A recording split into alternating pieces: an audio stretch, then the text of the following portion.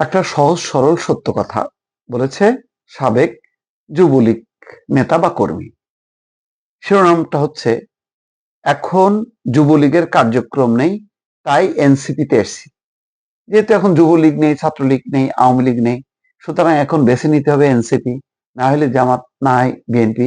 এই যে সরলভাবে যে স্বীকার করা, এটারও কিন্তু একটা গুরুত্ব আছে, কারণ মানুষ সত্য কথা বলতে চায় না।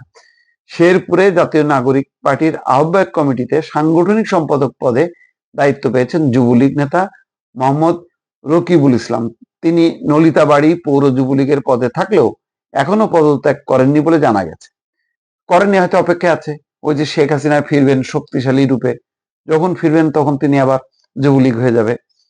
বৃহস্পতিবার রাতে এনসিপির কেন্দ্রীয় সদস্য সচিব আক্তার হোসেন এবং উত্তরাঞ্চলের মুখ্য সংগঠক সার্জিস আলম স্বাক্ষরিত 56 সদস্য বিশিষ্ট এই জেলা কমিটি অনুমোদন দেওয়া হয়। এই দিকে যাবেন ভাই, ওই যুবলীগ, ছাত্রলীগ, আওয়ামী লীগ এটা ছাড়া আর কেউ ফাঁকা নেই, সুতরাং তাদেরকে নিয়েই দল করতে হবে।